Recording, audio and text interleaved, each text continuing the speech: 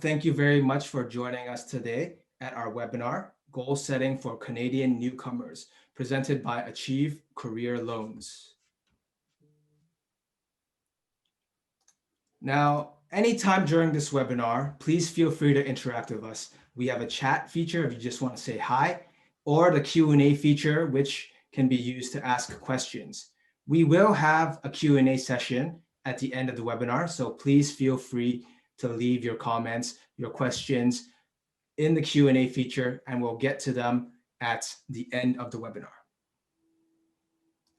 We also have a survey. Now, I'll remind everyone about the survey again at the end of the webinar, but filling this out only takes a few minutes, and it's very helpful for Career Loans future webinars. So we would be very grateful if you could take a few minutes out of your time to fill this out. I'll remind everyone again at the end of the webinar, so no worries.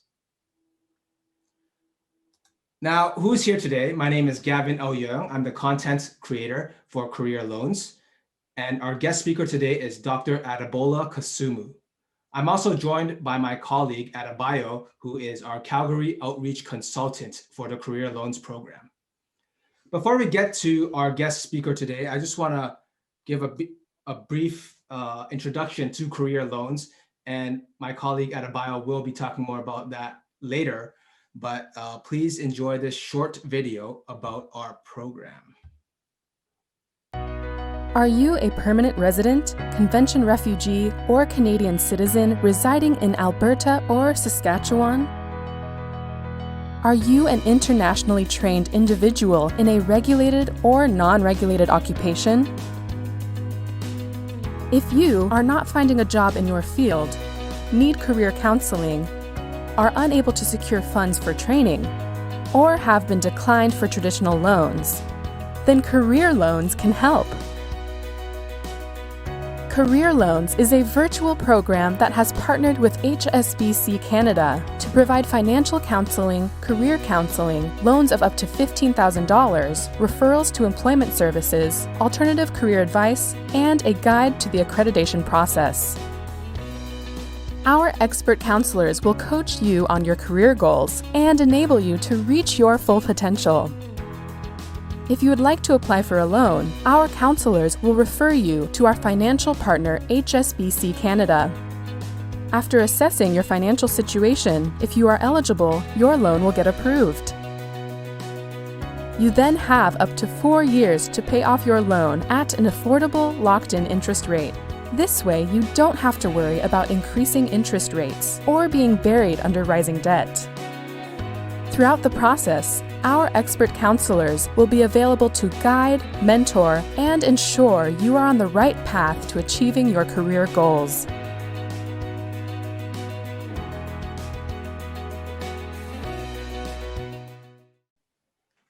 So that was just a brief introduction about the Career Loans program. We'll hear more about that later. But before we begin, I'd like to talk about today's schedule. First, I'll be introducing our guest speaker, and he will then be talking about goal setting for Canadian newcomers. After that presentation, our third agenda item is how can Career Loans help, followed by our Q&A session and our conclusion for today's webinar. But without further ado, I'd like to introduce our guest speaker, Dr. Kasumu. Please share your video. All right, welcome, and thank you for joining us today, Dr. Kasumu. I'd like to give a brief introduction. Dr. Adebola Kasumu is a registered professional engineer and a researcher with several peer-reviewed publications in different fields. He obtained a doctoral degree in chemical engineering from the University of Calgary with specialization in energy and environment. Dr. Kasumu continuously finds time to volunteer, mentor, and engage in community service. He's happily married with 4 children. Thank you for taking the time to come speak with us at today's webinar. My pleasure. Thank you for the introduction. No problem. So without further ado, I'm going to step back and I'll let you take it away. Okay, so can I start to share my Yes, please do. Okay. Thank you very much, Gavin, for the introduction. As Gavin mentioned, my name is Adebola Kasumu, and I'm happy to share a few of my experiences as an immigrant in Canada in the last couple of years with newcomers like myself, whom I hope will be able to benefit from some of my own experiences. In the next half an hour or thereabout, I'm going to be talking about myself, my backstory before I came to Canada, and why did I choose to come to Calgary, Alberta, and some of the things that have happened in my life in the past couple of years, my experiences, some of the useful personal strategies that I've used to get to where I am today, and hopefully some advice that may be useful for new skilled comers in Canada. And without further ado, I'd like to first of all talk about myself very briefly. Like I said before, I'm an immigrant like most people on this webinar today, and I'm a registered professional engineer. I work full-time as a senior corrosion engineer with Doctoral Corrosion Engineering. I do a lot of mentoring to junior engineers and engineers in training. And on the side, I'm also a consultant in the greenhouse gas emissions field. But above all, I love to volunteer. I'm an avid volunteer and a community service lover. I volunteer for Achēv, mentoring junior engineers. I volunteer for the Alberta Health Services, going to the hospitals in Calgary to visit sick patients, keep them company, pray for them every week. I used to do that until COVID started. Now we're beginning to do it virtually. I'm the current president of the Nigerian Canadian Muslims congregation here in Calgary.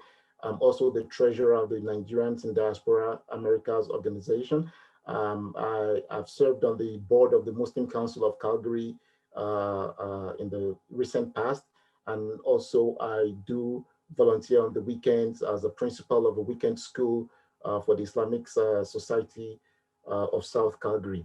And above all of this, I'm a happily married man with 4 children. And something interesting about me is that since I've lived in a few countries, my first child was born in Nigeria, my second child was born in the US, my last 2 kids were born here in Canada. So my backstory, as I mentioned before, I was born and raised in Nigeria. I had my first degree in Nigeria from the University of Lagos in chemical engineering. And after that, I worked for a few years at the National Oil and Chemical Marketing Company, which was a former subsidiary of Shell Nigeria for a few years. And after that, I left my job, moved to the US to pursue a master's degree in chemical engineering at the New Jersey Institute of Technology in New Jersey, USA. And after that, I did work briefly for a few companies like Unilever, Schering Plow, and Dow Chemicals in the US before finally moving to Canada in 2008. Why did I come to Calgary, Alberta, in Canada? I actually first landed in Mississauga, Ontario, and I stayed with a friend who was actually a supervisor of mine that we had worked together in Nigeria back then. And just like many of us, just like many newcomers, you invariably get influenced by the first place you land in, by the first people you interact with. And I remember then talking to my friend, my colleague that I stayed with when I first came to Canada.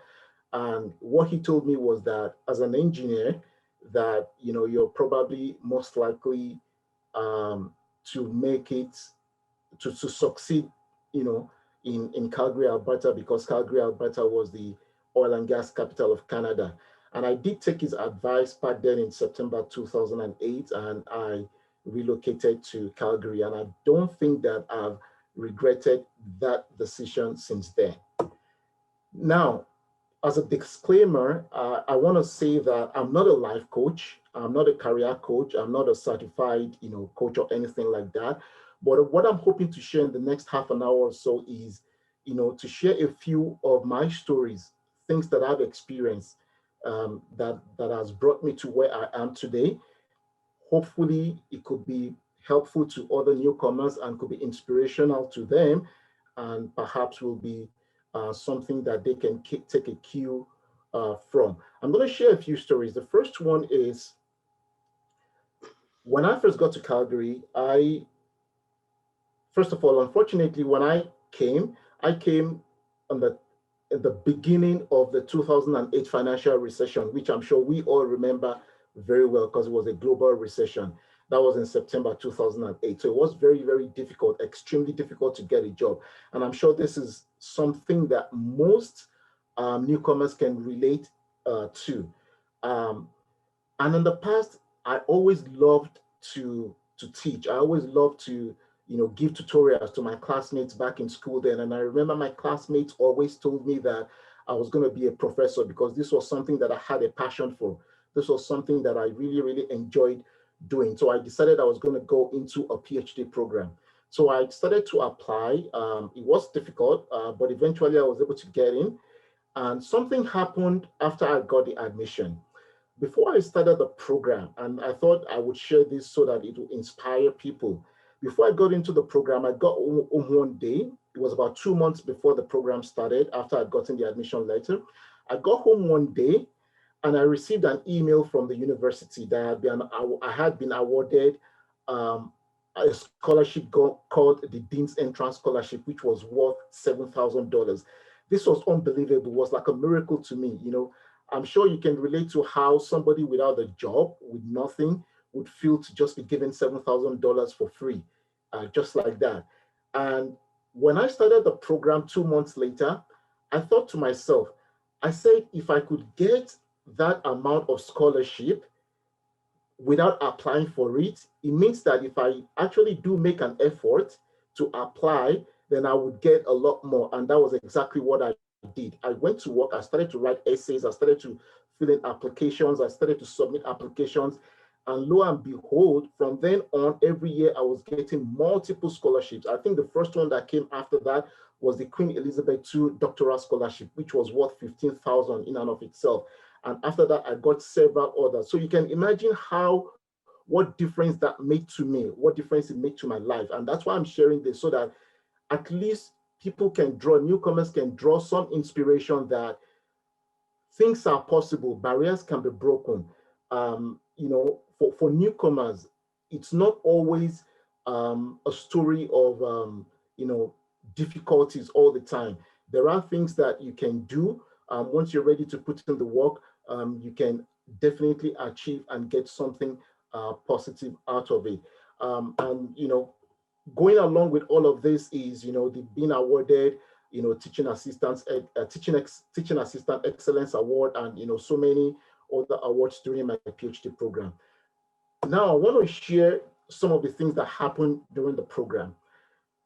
There is a course that every graduate student in the Department of Chemical Engineering has to go through, which I thought I didn't need to go through because I thought I had gone through the same thing in my master's degree back in the US. So I asked the other students that started the program before me, and what they told me was that it was impossible to get an exemption for that course because the professor always said there was nobody that could teach it like him.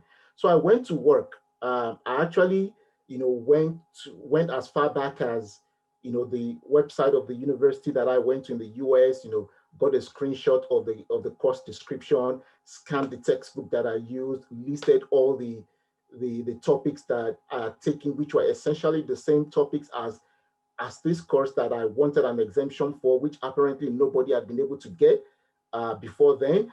And I put in my application, put in everything together and submitted it, and kept my fingers crossed. And a few days later, I got an email from my professor, congratulating me that it had been approved. This was something that I thought, I should share, because the lesson is that because something has never been done before does not mean it cannot be done. Barriers can be broken by newcomers. Barriers can be broken by immigrants in this country. The opportunity is there.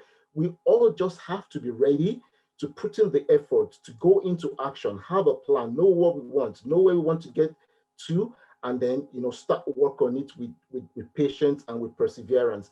Another story that I wanted to share is, I know we have different people on this webinar right now, people from finance, people from engineering, from medical field, from supply chain, and what have you.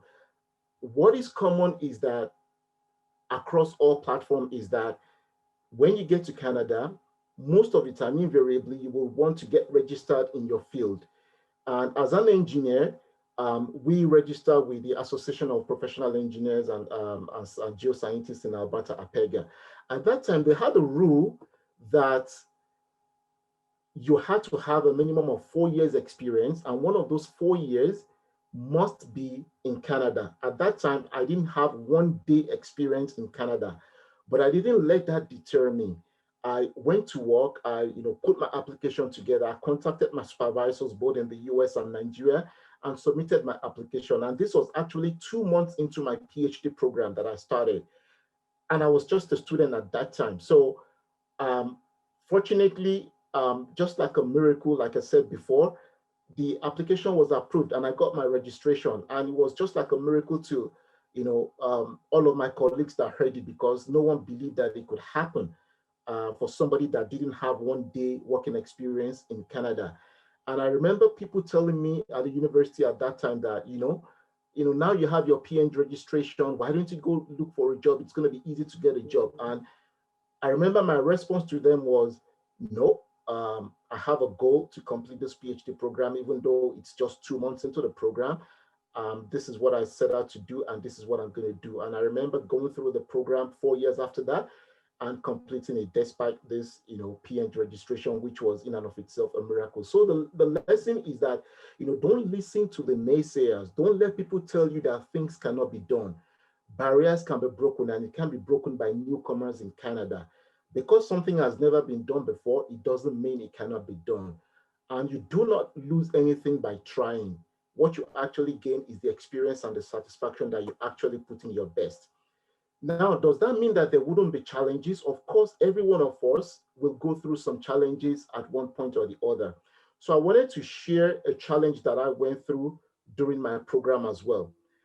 After, going to work and starting my experiments and, staying all night in the laboratory and doing all the hard work, the very first paper that I put together was supposed to be a publication on all the work I had done, all the experiments I had done.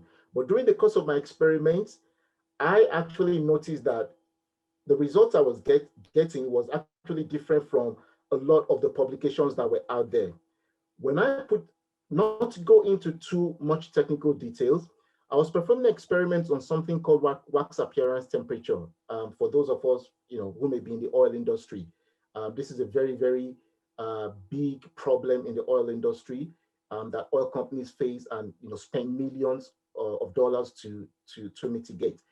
I found out that measuring the wax appearance temperature of different fluids at different cooling rates gave me different results. When I put my results together and submitted, and you can imagine the feeling of submitting something the very first time. It was going to be my very first peer-reviewed publication, but what happened was a rejection. Not only was it rejected, we were actually scorned for apparently trying to change something in the industry that had been known for decades to be a constant thermodynamic temperature.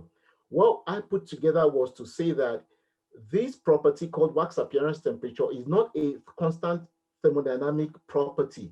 It changes depending on the cooling rate that you use, because I use several cooling rates. Apparently, when people measure this temperature, they don't measure the cooling rate. They just cool from a high temperature to a low temperature and record it. But when I used different cooling rates, I got different temperatures. And that was what I submitted, that this wax appearance temperature changes depending on the cooling rate that you use. And everybody can see, this is just one of the several comments from one of the reviewers. So it was a rebuke for me, and it was rejected. And you can see, it says the effect of cooling rate on wax appearance temperature. Kasumu et al. Attempts, inappropriately, to redefine something that the industry are taking as a thermodynamic constant for many years. So to them, we were trying to change what everybody had known to be true, which was not received lightly. But I was very disappointed and I was very dejected. But after a couple of days, myself and my professor, we went back and we thought of what we could do. So we said, okay, because we knew that what I had done was true and it was what I observed in the lab. So we said, okay, let's change the name. Let's not call it wax appearance temperature. Let's call it wax precipitation temperature and tone down the language so it doesn't believe as if we're going against the millions of dollars that have been spent in the industry, believing one thing. And we said, let's resubmit it to another journal. We did that and it was accepted and it was published in another journal. And just to put this in perspective, the method that is used is governed by ASTM International. So they bring out the method. So from their method, the method that I used at that time came out in 2009. So this 09 signifies the year the test method was released, which is what most people follow. And as we can see from this test method, it does not specify at what cooling rate the experiment should be performed. And going back, we got this published in 2013. And about 6 years later, in 2015, ASTM International, apparently they actually realized that they were wrong not to have specified the cooling rate, and that the cooling rate was important. So it could be as a result of my publication and maybe some others that they realized that they had to specify a cooling rate. So they revised it, and in 2015, the test method they came up with now actually specified the cooling rate. Now, can I say it was as a result of my publication that they realized it? Possibly, maybe, it could be. I can't say for sure. But the thing is, when people ask me, how do you feel now after this test method was revised, I say that, I feel like I want to write a letter to the editor of the first journal that not only rejected, but rebuked us, and tell them that I told you so. So this is an example of, turning something that seemed to be negative into a positive, and not always, when you face challenges or when you face roadblocks, don't dwell on it, learn from it, repackage it, and use the experience, to move ahead. And that was exactly what I did. And just so to let you know, of all of my publications, if you go to Google Scholar, that paper is actually my most cited paper to date, which means that it's the one that has generated the most interest in the industry. And this was something that was first rejected. And so you see how, a negative can be turned into a positive. And over the years, I've worked in different areas of research. I've worked in wax deposition, I've worked in teaching and learning, catalytic cracking. But something that I got an opportunity to do after I had completed my PhD program was something that I had no idea of prior to that. It was something that, I didn't know anything about. Zero was what I knew about that. And that was life cycle assessment of greenhouse gas emissions from the liquefied natural gas industry. I got this opportunity as a postdoctoral fellow at the university to, actually start this research. I could have said, no, I don't know anything about this, but I took up the challenge and I started right from the scratch, from knowing nothing in this area. I started to read, I started to do research, I started to, learn about this new area, which I knew was something that was important because of all the environmental issues going on around the world at that time. And after 2 years, myself and some other researchers from other universities in the US came up with a research, which was published in Environmental Science and Technology. And to use the word, this research event immediately went viral. I started to get calls from different energy correspondents from all over North America. I started to get invitations to come and make presentations, all over the world from, at different different conferences. And as a result of some of these conferences and invitations, in fact, I actually got a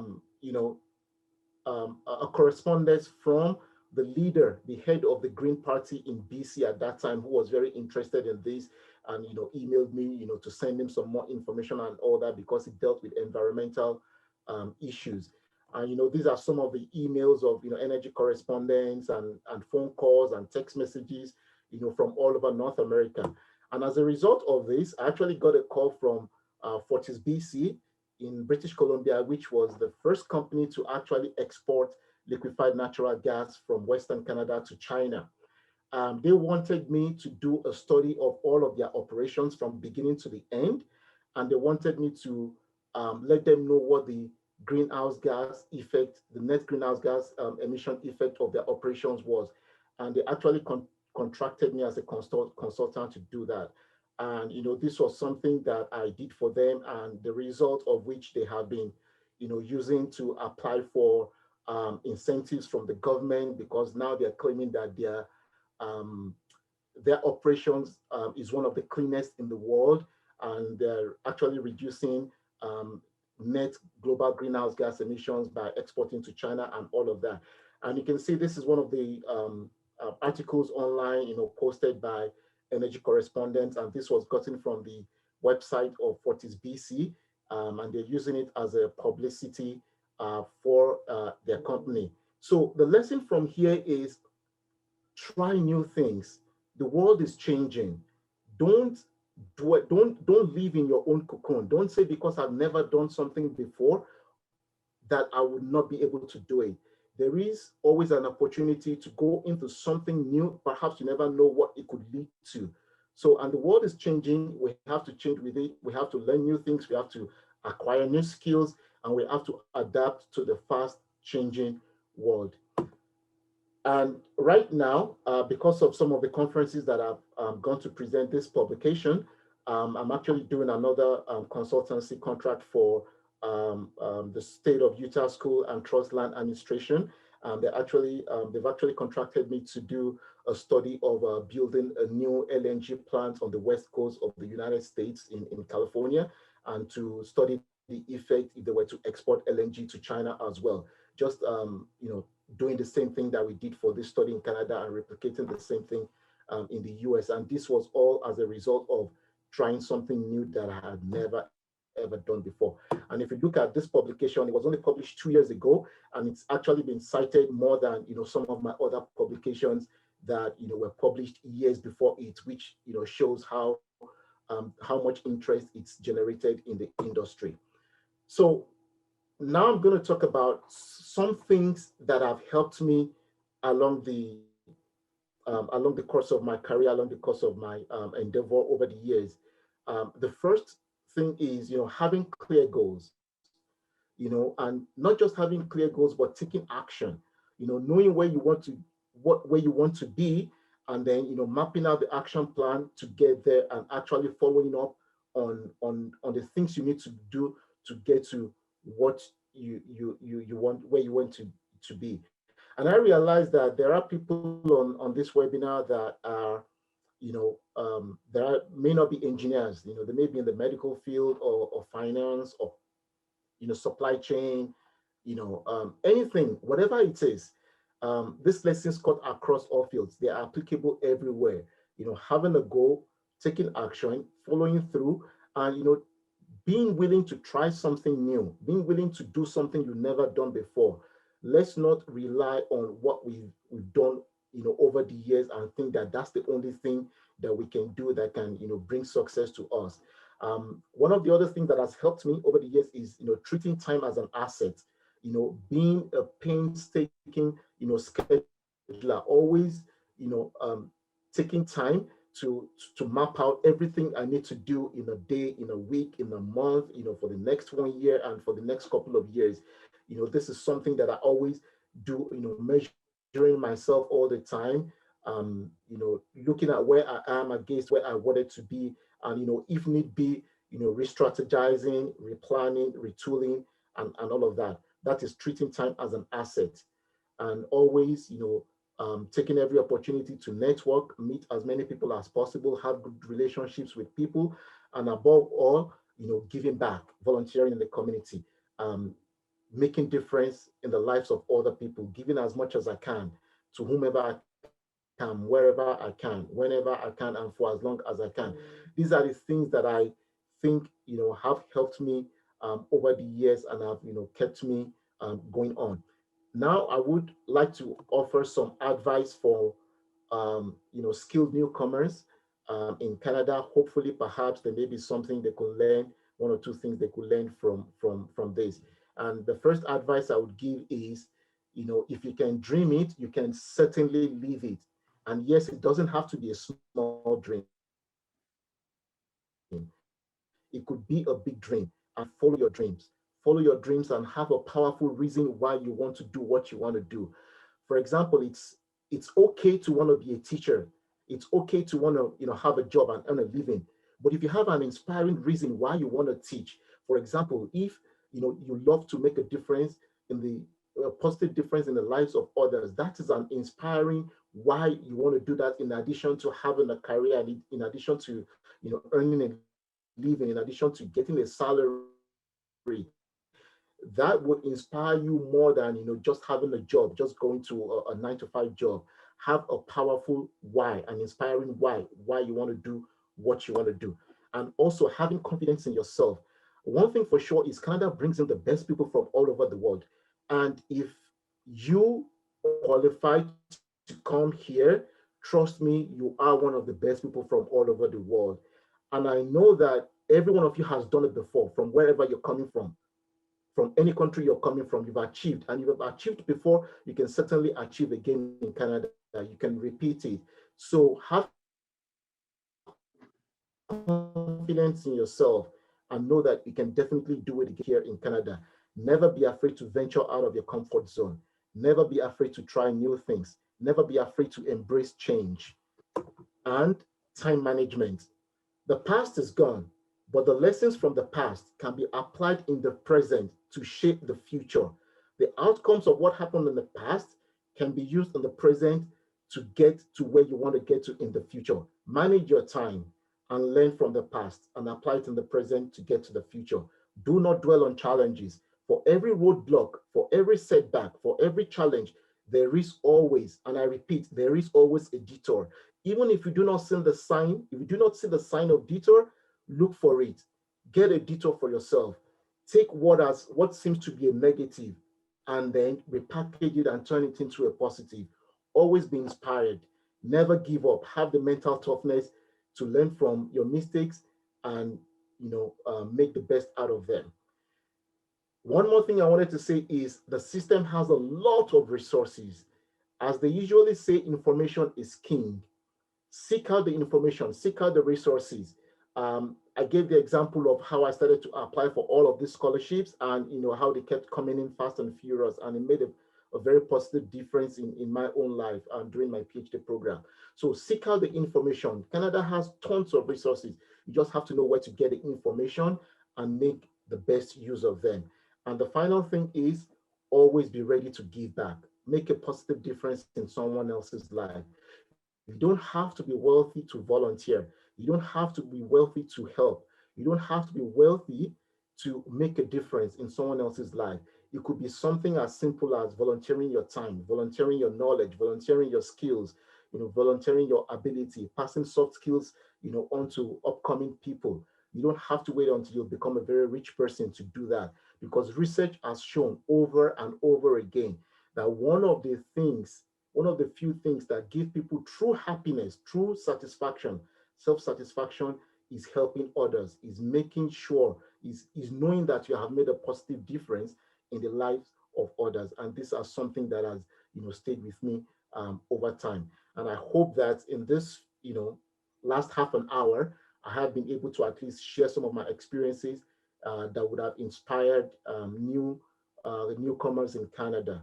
And the last thing I wanted to share with you is a few quotes that I find inspiring personally. The first one is, if you aim at nothing, you will hit it every time. Trust me, and this is true. If you don't have any aim, then you hit it every time. The second is, if you don't know where you're going, any road will certainly get you there. And this was by Lewis Carroll. And the final one is, your mind is your real world. And this is a quote from a Nigerian called Korede Komaya. Whatever you conjure up in your mind is what your real world is. And I hope that I have been able to at least share some of my personal experiences that would inspire some of the newcomers in Canada. Thank you very much.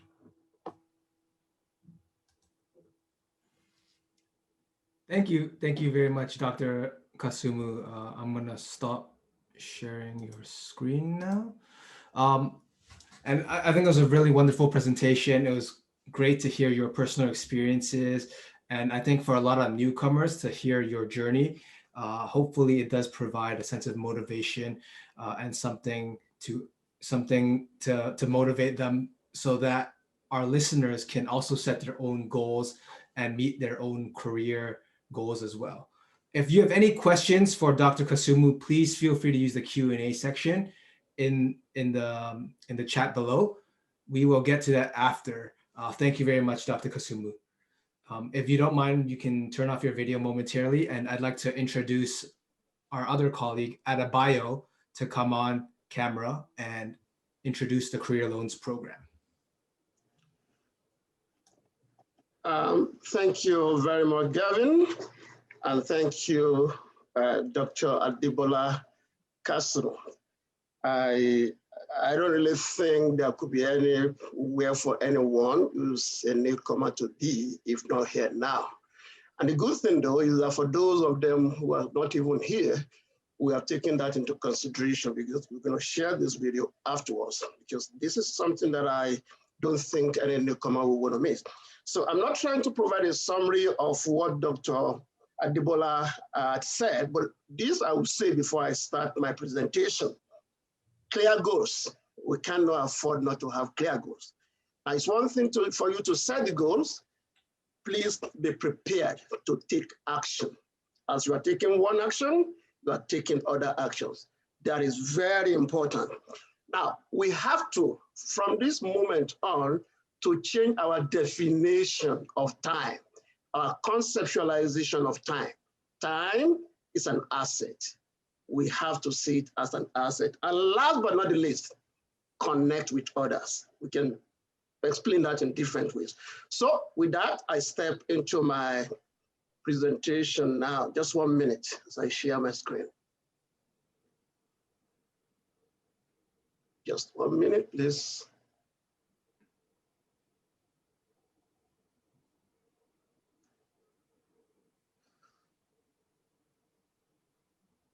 So our name is Achēv. And if you have listened to what Dr. Adebola Kasumu said, our goal is to make everyone that is listening now and those that will listen after to achieve. So who are we? We are implementing a program for the benefit of newcomers in 2 provinces, in Alberta and in Saskatchewan. So what is it about career loans? We are a virtual program, and we are designed to provide support to international trained individuals who are in Alberta and who are in Saskatchewan. So what do? We provide free, and I emphasize that, free career support services and assistance with a micro loan application for those who desire to have that. I have to emphasize that because I do not want our name to give the impression that all that we do is loan. No, we do that, but we do something more. We provide career support and we provide assistance as well. So we provide guidance to all international trained individuals so that they can return to their career that they have practiced in years past, or those who even desire to change their career. So we are there to provide support for them. So the next question is, who qualifies? Who is eligible? The common ground is that if you are internationally trained individual, meaning that you have received your formal training outside of Canada and you're here, you are qualified to access career loan support and services. Now, whether or not you belong to regulated or non-regulated occupations and trade is immaterial. If you belong to a regulated profession, you can apply. If you belong to non-regulated occupations and trade, you can equally apply. But you must be resident in either Alberta or Saskatchewan, meaning that if you meet the first criteria, you belong to either of the profession, you are ITI, but you don't live in Alberta, you don't live in Saskatchewan, you may not be able to access this program. Now, if you live in Alberta, you live in Saskatchewan, then you need to be permanent resident, a Canadian citizen, or a conventional refugee. If for any reason your status does not fit into these 3, you may not be able to access career loan support services. And of course, because of the importance of language, we expect that at the very minimum, Canadian benchmark of level 5 would be the threshold for you to be able to access the.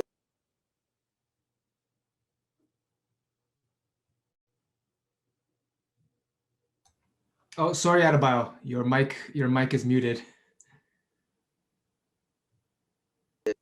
Oh, is it just muted now? Or? Just now, yeah, just now. I see. So you're good to go. Okay. So what are the program features? Number one, you are free. And the word free is very important. I do not want anybody to have this impression that you have to pay anything you have to do. And no, you don't have to be free. And in addition to that, it's virtual. You are not traveling anywhere to go get the information to do anything. It is free and you can access it online. Okay. And you can get free and financial counseling. Why would you not take advantage of that? If something is free, and I need it, and I know it can impact on, the goal that I decide to set or the one that I've set, I really want to take full advantage of that. Please take full advantage of that. If you now discover that you need financial support, you can also access it. And it's low interest micro loan of up to $15,000, meaning that the cap is $15,000, $1,500, depending on your need. Some will require $5,000, $6,000, depending on your situation, but at least that's the band, from $1,500 to a maximum of $15,000. And one other thing is that the moment we begin to interface with you, we are connecting with you, we are supporting you, when it gets to a point where we believe that you need to be referred to employment services agency that we work with, we partner with, we will make such referrals. Now, that's a two-pronged approach. You are being referred by us. We are supporting you. We know your history. We know your career plan. We know your goals. We're now making referral to another agency. And of course, we can sit down with you to guide you through the accreditation process. Sometimes it could be very overwhelming when you are new. You know that you don't really have an idea, but you gain more. The journey becomes much easier for you when you have somebody who is skilled, who is trained, who has experience in industry to guide you through the accreditation process. And of course, when you get to a point where you think you want to do a career detour, oh yes, I was a dentist back in my country, but I want to become a dental hygienist, for example. We can sit down with you, walk through the goal and give you appropriate advice that will lead you to the achievement of your new career goal.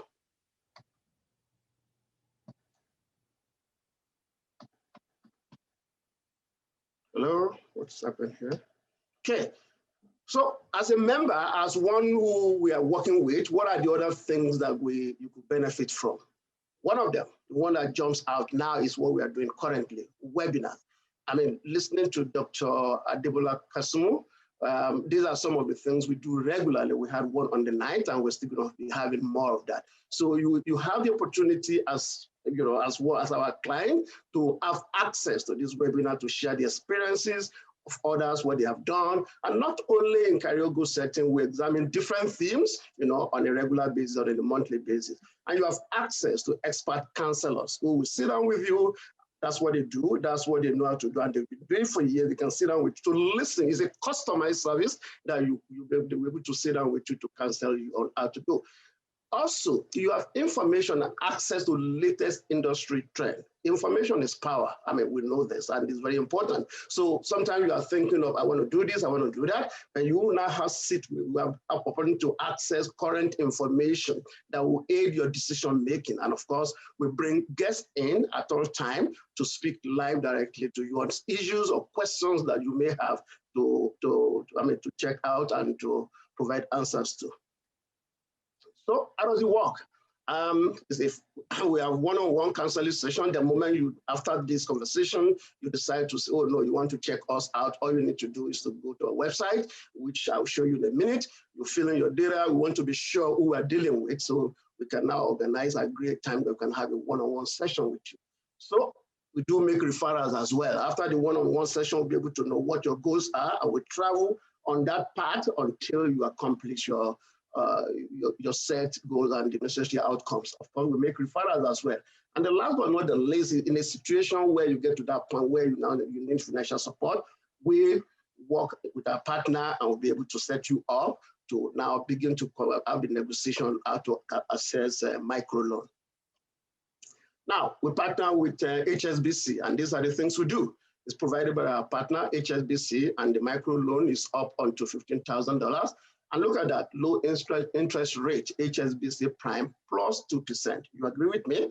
It's really, really, really low interest rate. And of course, it's locked in loan. You don't have to be bothered about whether it's going to fluctuate or something. It's locked in, and it's a period of 4 years, which is, to me, in my view, very, very attractive.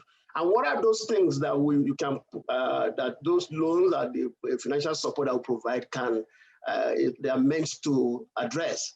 Credential assessment, accreditation, exam fees, and that could really depend on the kind of examination you are writing.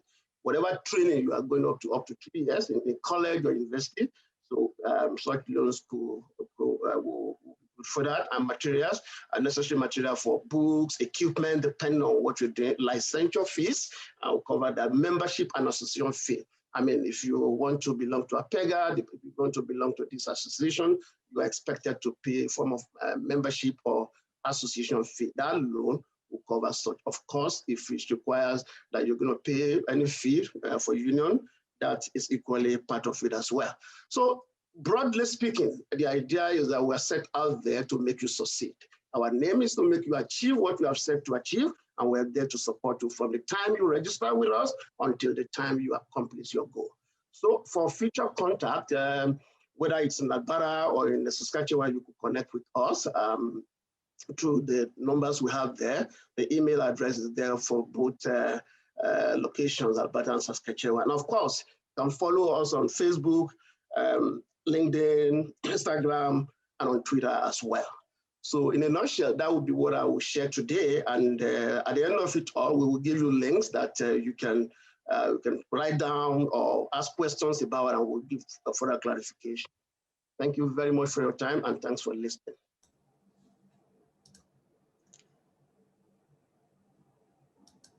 Thank you, Adebola. So now we have a bit of time for the Q&A session, but adding on to what Adebola said, yes, if you are interested in the Career Loans Program, feel free to visit our website, send us an email, get in touch, and we'd be happy to answer any of your questions. Moving forward to the Q&A session, I'd like to invite Dr. Kasumu as well to join us back on video. Just a few questions, and if there's anyone who's watching and you do want to submit questions, the Q&A function is available. Dr. Kasumu, earlier in your presentation, you mentioned the importance of volunteer work, giving back to the community, so important. Could you maybe talk a little bit more about that? Why is it important for you to volunteer and give back to the community? For me, like I said before, first of all, research has shown over and over again that one of the very few things that give people a sense of true happiness, a sense of satisfaction, is knowing that they have made a positive difference in the lives of other people. And that is the most important motivating factor for me to spend so much time volunteering in so many capacities. Mm-hmm. You mentioned a few organizations you're currently working with or volunteering for. Could you maybe talk briefly about some of these organizations and what they do? Yes, for sure. So I'll just talk about a few of them. So the Nigerian Canadian Muslims Congregation is actually a registered charity. We're registered by the CRA, and it is our goal and our mission to help everybody as much as possible that is in need, to lift people as much as possible out of poverty, to help the poor, to help the weak, and more importantly, to propagate the tenets of our religion, which is, collaboration, living in harmony with others, living in peace and all of that, all the tenets of the religion of Islam. It is our goal to propagate it and to be the best practicing Muslims that we can be, and change the negative view of the peaceful religion that we practice.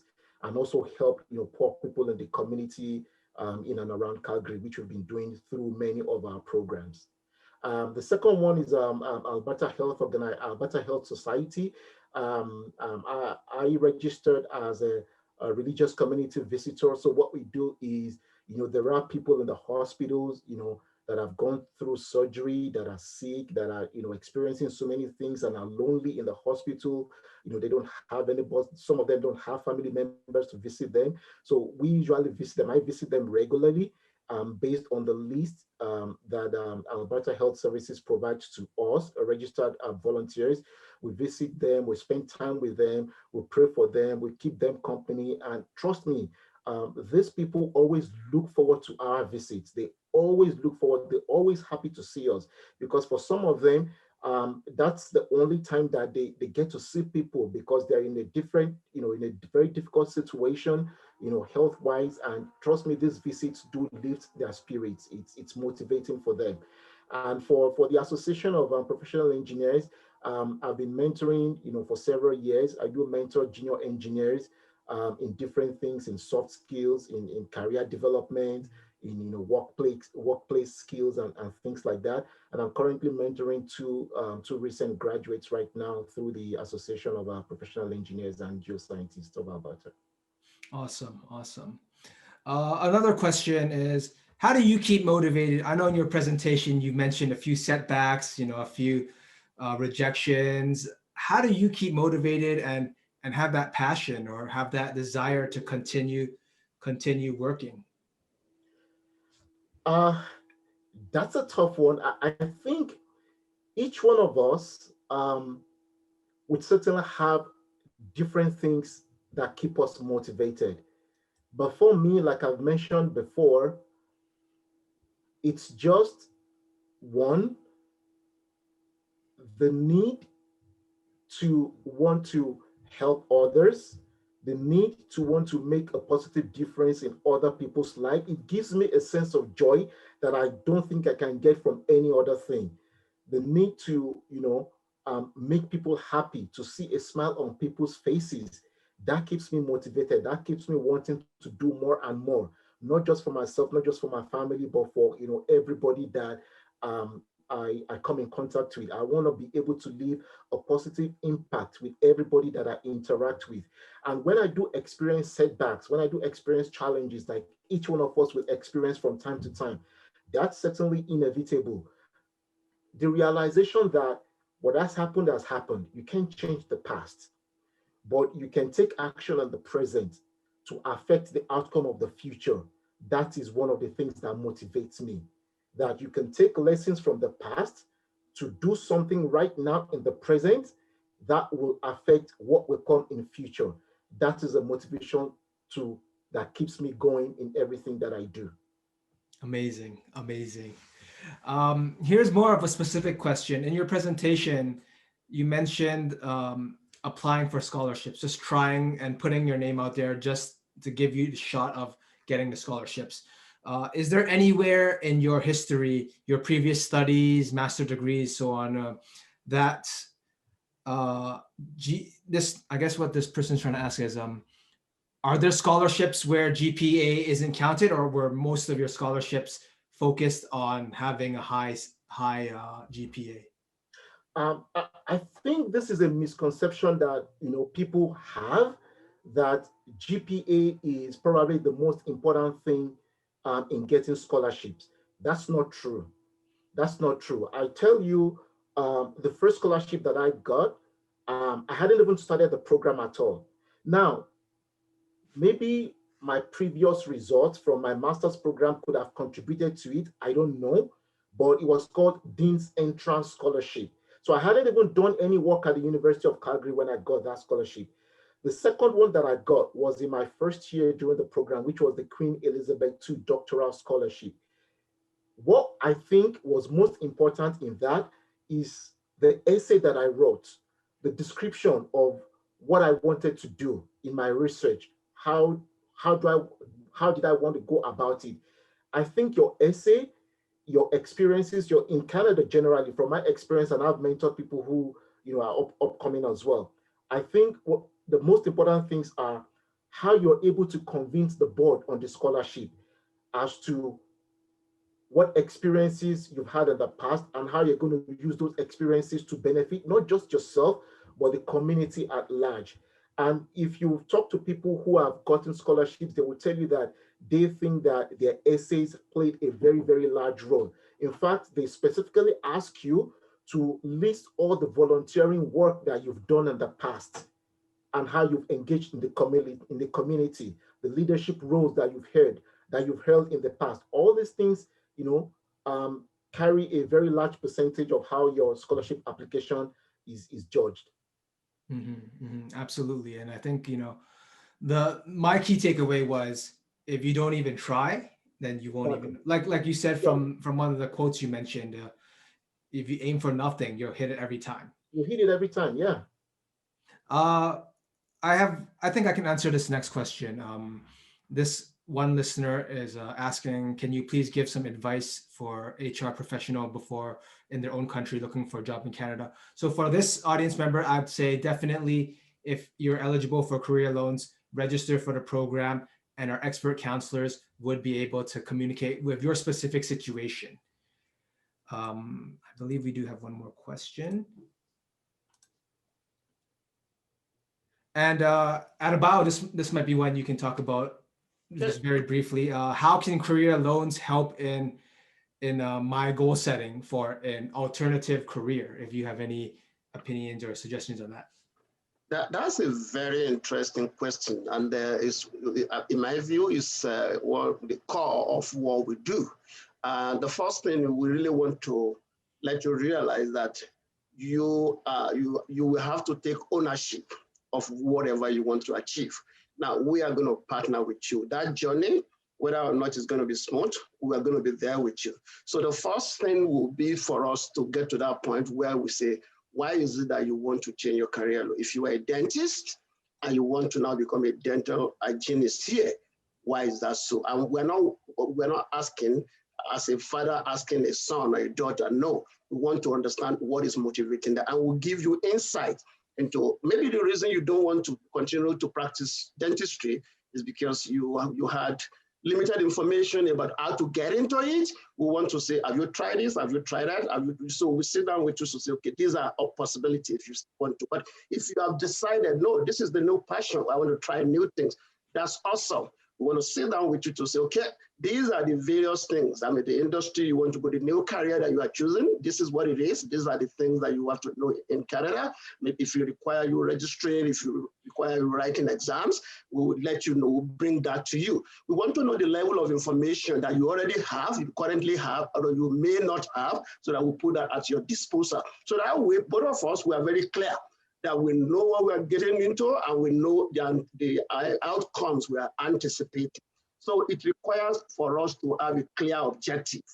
Now, when that is established, now we are going on that journey, and there will be timeline of actions. What are we going to do in the next 3 months? What are we going to do in the next 5 months? What are the things that we are going to do to accomplish that? We set clear goals, but one thing that we want to do is that we'll give you all the information, the support, but you have to take responsibility. You have to own it. You have to take, whatever goal you have set for yourself. That kind of support we're going to give you information, try to know what you want to do. Why is it that you are changing from that to this without necessarily getting into, oh, no, this is, no. If that is it, then these are the options. These are the things. I will set clear goals, timeline, and we'll keep meeting with you to find out whether or not we accomplish what we set out to accomplish, among other things that we'll tell you. Absolutely, absolutely. So the website again is www.careerloans.ca. But before we do, I want to, before we continue, I want to thank Dr. Kasumu, Adebola. Thank you both for joining us for today's webinar. There's a bit of a conclusion, so I'm going to share screen. Here we go. We do have an upcoming webinar. I know the holiday seasons are almost among us, but we are looking forward to next year. And our next webinar is January 21st at 12 p.m. CST. We will have an Eventbrite link to sign up down the road, so please stay tuned. As if you're part of this webinar, you'll get a follow-up email as well. If you want to get in touch with Career Loans, Saskatchewan and Alberta, there are the contact information. You can email us at infosk@careerloans.ca for Saskatchewan and infoab@careerloans.ca. And lastly, if you do want to get in touch with Dr. Kasumu, his email is right here, bolakas@hotmail.com. Lastly, please do take our survey, www.careerloans.ca/webinar-feedback. I'll send an email afterwards with the URL, so you don't need to memorize or remember this, but your feedback will be very helpful for future Career Loans webinars. And without further ado, I do want to thank everyone, the listeners, the attendees, and our guests for coming together and providing such a wonderful webinar. Thank you. And it was such a wonderful experience for those. This is our last webinar for 2020, so I want to wish everyone happy holidays and hope to see you for our upcoming webinars in 2021. Have a good day, everyone. Thank you very much. You too. Thanks, Dr. Kasumu, for accepting our invite and for the brilliant presentation. We do appreciate that.